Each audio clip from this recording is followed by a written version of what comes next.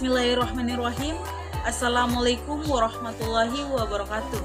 Selamat pagi teman-teman. Salam sejahtera buat kita semua.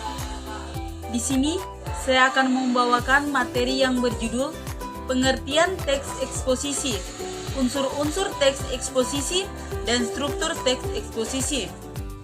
Di sini mungkin saya akan menjelaskan dulu apa itu teks eksposisi. Teks eksposisi adalah sebuah bentuk teks atau tulisan yang memuat tentang informasi maupun pengetahuan. Secara umum, teks eksposisi sendiri memiliki tujuan untuk memberikan penjelasan atau uraian mengenai suatu ide, pokok pikiran, pendapat, informasi maupun pengetahuan kepada pembaca tanpa bermaksud memengaruhi. Hal ini yang membuat tujuan teks eksposisi adalah memberitahukan informasi atau pengetahuan berdasarkan fakta sesuai dengan sudut pandang tertentu. Mungkin di sini saya akan menjelaskan lagi apa itu unsur-unsur teks eksposisi.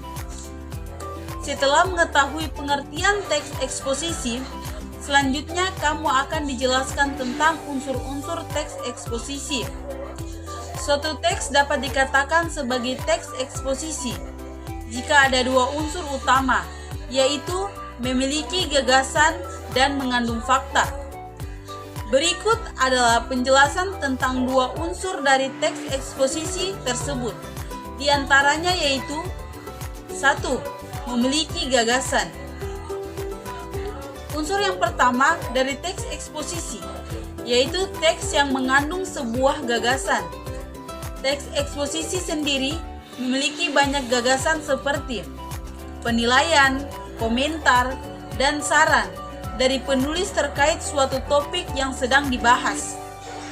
Banyak gagasan dalam teks eksposisi dapat mengajak pembaca untuk ikut menanggapi masalah yang sedang dibahas penulis. Lanjut yang kedua, mengandung fakta. Unsur kedua dari teks eksposisi adalah mengandung fakta yang sebenarnya. Sebagai teks non-fiksi atau teks eksposisi menyajikan informasi hingga gagasan sesuai fakta yang benar-benar terjadi. Fakta dalam teks eksposisi biasanya berupa informasi, misalnya seperti waktu, tanggal, tempat peristiwa, bahkan juga persyaratan yang dapat dibuktikan kebenarannya. Selanjutnya, setelah membahas tentang pengertian teks eksposisi dan unsur-unsur teks eksposisi, berikut ini adalah penjelasan tentang struktur teks eksposisi. Di antaranya yaitu 1. Tesis. Pertama-tama jelaskan dulu apa yang dimaksud dengan tesis. Bagian ini adalah bagian pertama sekaligus pembuka dari teks eksposisi.